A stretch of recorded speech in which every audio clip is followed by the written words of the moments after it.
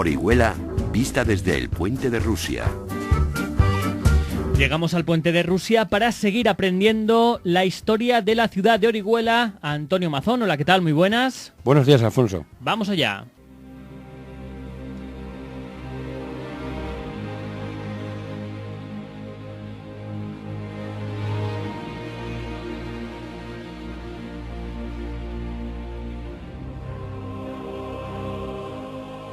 Dice una crónica del siglo XIII: no pienso que galera, bajel o barco alguno intente navegar por el mar sin salvoconducto del rey de Aragón. Tampoco que pez alguno pueda surcar agua marina sin llevar en su cola el escudo con sus barras. Esas legendarias barras son las que pueblan nuestras iglesias y monumentos como recuerdo de una época en la que fuimos el último baluarte de Aragón.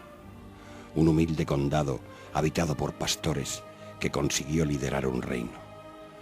Y con el natural empecinamiento de sus gentes, ese reino fue bajando hacia el sur como una flecha, cuya punta, tras desgajarse del reino de Murcia, fue nuestra ciudad, Oriola. En los últimos episodios han ido apareciendo nuevos personajes: Pedro I, Alfonso el Batallador, los condes de Barcelona. Quiero recordar que esta serie de programas son un homenaje al 750 aniversario de la llegada de Jaume I al reino de Murcia. Y no podríamos entender al personaje y sus circunstancias sin conocer la historia de Aragón. Hasta ahora habíamos centrado nuestro relato en el sureste peninsular, la vieja Cora de Tuzmir y los territorios cercanos: Murcia, Denia, Jaén, Valencia. Pero mientras Uryula pasaba de taifa en taifa, en el Pirineo nacía un reino emancipado del dominio pamplonés. Antes de terminar con los almorávides y pasar a los almohades, vamos a interrumpir la narración cronológica para hacer una especie de flashback, comentando muy de pasada cómo se formó la corona de Aragón, de la que fuimos frontera y baluarte. Volvemos, pues, a la decisiva batalla de Poitiers, donde comenzamos este relato hace ya 12 programas.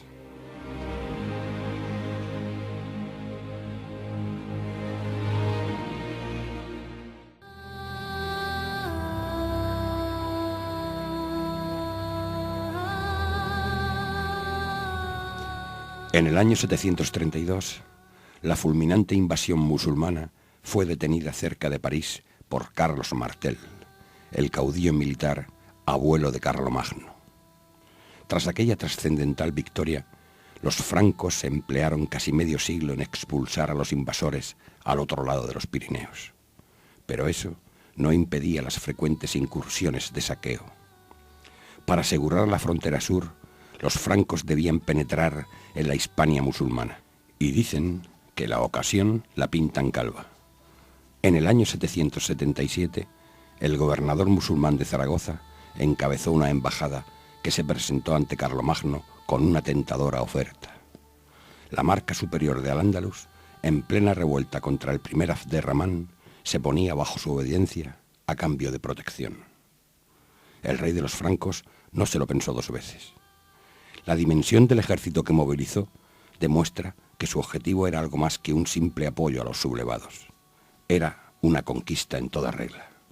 Al llegar la primavera, acompañado de sus mejores caballeros y de miles de soldados, atravesó los Pirineos y a su paso por Pamplona recibió la sumisión de los vascones.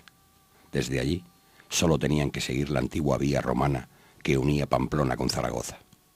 Las mesnadas francas pensaban realizar una fácil campaña con ayuda de sus nuevos aliados, pero en Zaragoza les cerraron las puertas y optaron por sitiar la ciudad. Cuando el cerco se fue alargando, Carlomagno, resignado y con asuntos pendientes en su reino, ordenó la retirada. Ya de vuelta, los francos asolaron cuanto encontraron a su paso y destruyeron las murallas de Pamplona. Pero en el desfiladero de Roncesvalles, la retaguardia de su ejército fue atacada de forma sorpresiva por vascones emboscados en las montañas. Fue, seguramente en represalia, por los estragos que un ejército de esas dimensiones dejaba a su paso. Algunos historiadores dicen que fue cosa de los moros, otros que de moros y vascones, y que no fue en Roncesvalles. Lo cierto es que en aquel combate murieron destacados nobles francos, El más famoso, el duque Roldán, lugarteniente y sobrino del rey. Esta derrota supuso un duro golpe para Carlomagno, quedando para siempre en el recuerdo gracias al Cantar de Roldán, el poema más importante de la épica medieval francesa.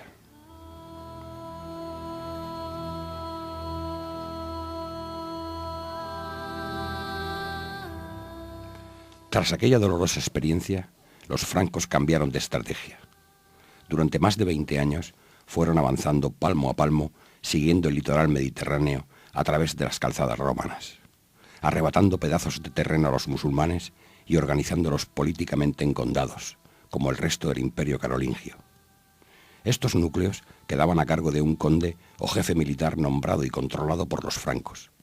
Así se fueron formando Gerona, Osona, Urgel, Pallars. La última gran conquista hacia el sur fue Barcelona en el 801. Luego avanzaron hacia el oeste y así nacieron Sobrarbe, Ribagorza y Aragón. Para completar la marca o cordón defensivo, solo les faltaba Pamplona, pero los vascones eran duros de roer.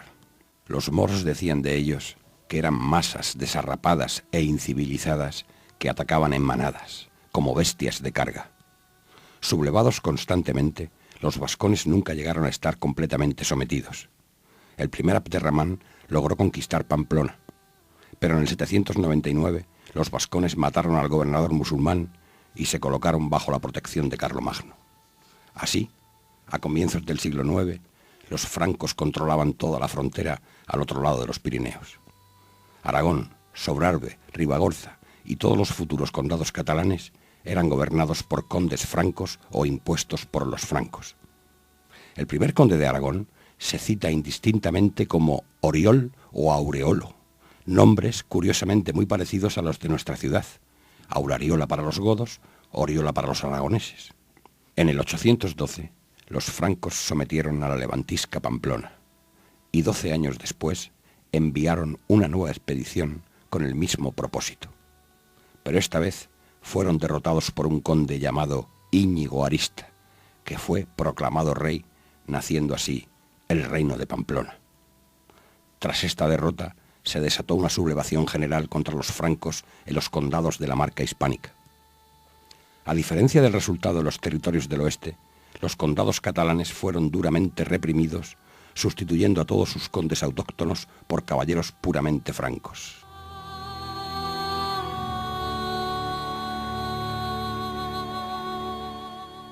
El condado de Aragón sí consiguió una relativa independencia, pero carecía de medios para sobrevivir por sí solo y pronto pasó a la órbita de Pamplona, reino al que quedó anexionado definitivamente en el 929 gracias al matrimonio de Sancho I con la condesa de Aragón. Tras el periodo de terror protagonizado por Almanzor, llegó al trono Sancho III, apodado el Mayor.